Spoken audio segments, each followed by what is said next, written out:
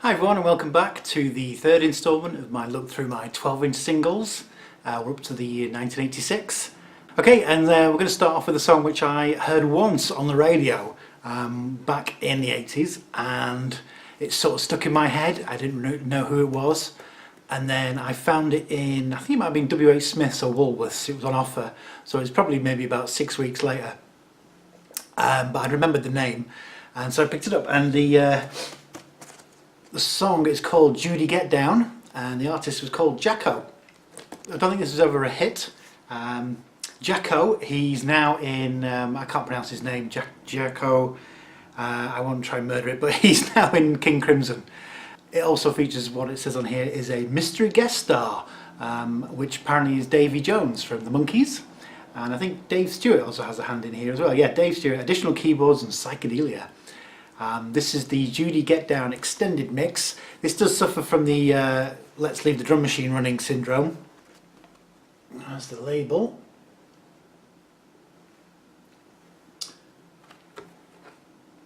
And on the B-side we have an extended mix of a track called This Old Man. And also from 1986 we have Iggy Pop and Real Wild Child, Real Wild Child Wild One. This is actually a cover version by a Johnny O'Keefe song from the 1950s. This one is, there's David Bowie's all over this, you can hear him doing the backing vocals. And the B-side is a song called Little Miss Emperor, which at the time you could only get on the cassette or CD version of the album. It wasn't available on the vinyl version. So this would be the only way you could get that song on vinyl. And next we have Colorbox and Baby I Love You So. If you've not heard of Colorbox, you may have heard of them in their later incarnation as Mars, with their song Pump Up the Volume. Pump up the volume, pump up the volume. Very much a groundbreaking song of the 80s, one of the first tracks to entirely use samples, a bit like the Paul Hardcastle one, reinventing the sound really, for years to come I think. This is really good. This is dub reggae, I guess you'd call it. Featuring Loretta Graham. It's originally a King Tubby song, and it's the this one features the extended version, which I think you'd class it as being a bit down tempo. And the B-sides Looks Like We're Shy One Horse and Shootout. I think Shootout wasn't available on any records until the 90s when it appeared on a soundtrack to a film.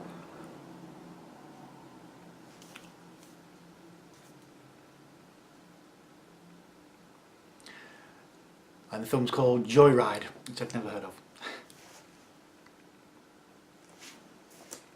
Okay, Sharp.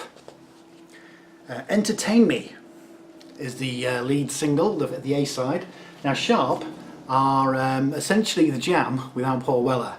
It's Rick Buckler on drums, Jimmy Edwards on lead vocals, and Bruce Foxton on bass. So Rick and Bruce were from the Jam. This does sound very jamish. It sounds a little bit XTC-ish. But yeah, you can definitely hear the Jam influence, which is unsurprising really, I guess. I did go and see a Jam cover band once, and during the interval I went up to them and said, can you play any Weller? And they just said, we're playing as well as we can. Hairdresser's window in Liverpool, Beatle haircut, sixpence. This fellow went in, he cut all his hair off. He said, hey pal, they said the Beatles don't have their haircut like this. He said, they do if they come in here.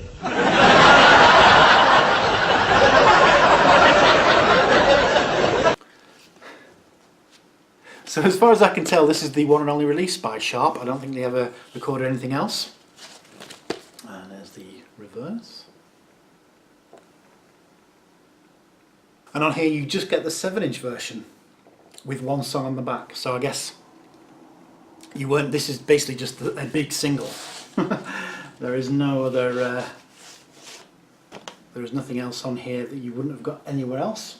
Sorry, I'll rephrase that. They only ever released a single, and then they did a 12-inch version of that single, so there wasn't even an album.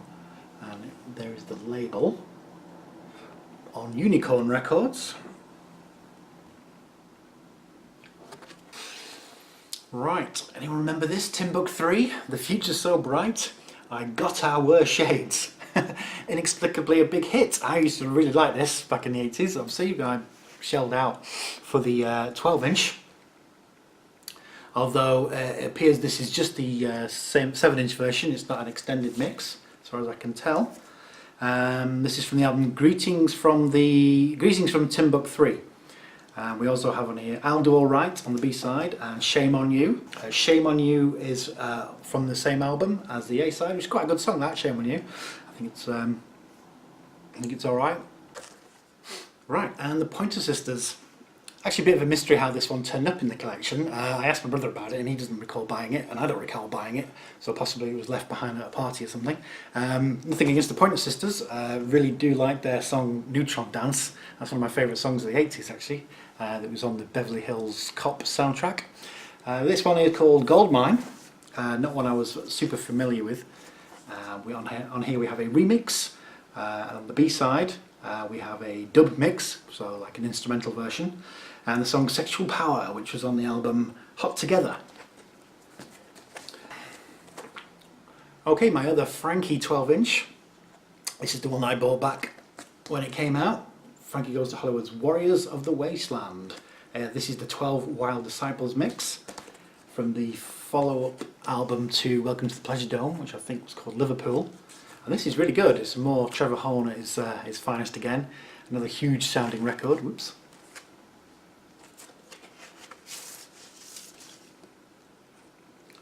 And it's on ZTT. And on here we basically just have 3 different mixes of the same song. Some of them are very different, wildly different in fact, but they're essentially all Warriors of the Wasteland. Now what I didn't know about Frankie Goes to Hollywood, and I found out when I was researching this, was that they actually was an imposter band which went and toured around the States, calling themselves Frankie Goes to Hollywood. I think in the 90s, whoops, and it had absolutely nothing to do with Frankie Goes to Hollywood whatsoever. But they were just sort of cashing in on the fact that I guess no one would know what they looked like. Needless to say, they got told to stop. Right, and another Vicious Pink. Now Discogs mistakenly puts this one as being in 1985, but it clearly says at the bottom there, it is from 1986. Well, this 12-inch version is anyway. This is the song Take Me Now. It's quite good. I quite like this one. It's more of your 80s electro dance music. Another synth pop duo. Okay, another ZTT release. This one is from The Art of Noise. This is their version of Peter Gunn. This is their extended version featuring Dwayne Eddy. So if you don't know much about The Art of Noise, they were essentially just music producers. Trevor Horn got involved. They even had Paul Morley in the band, who was actually a journalist. I think he was in the band as, I can't think what his role was in the band. He didn't play any instruments, I think he was just sort of the conceptual artist. And they also had Lol Cream in at some point. I think he joined them in later on, probably after this. I don't know if Lol Cream and Trevor Horn were in the band at the same time, but they should have done a duo and they could have called themselves Cream Horn. Sorry. So this is the extended version. We have the 7-inch version on the B-side, and also on the B-side is a track called Something Always Happens, which I don't think was available on the album.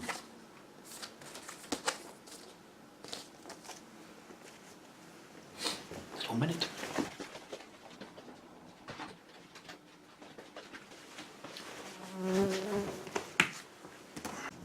And from 1987, the Hooters and Satellite. This is a track that I remember seeing on the Chart Show. I don't know if you remember the Chart Show back in the 80s. I think I probably watched the Chart Show more than I watched Top the Pops.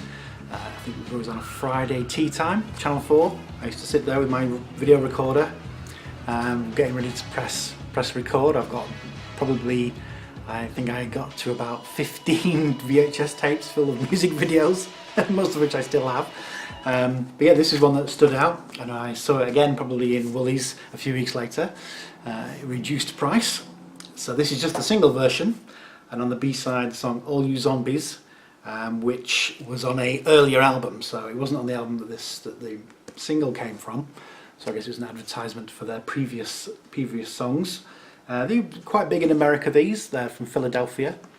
They had quite a few albums. I think this is probably, I've got a feeling this is probably the only one that ever really did anything in the UK.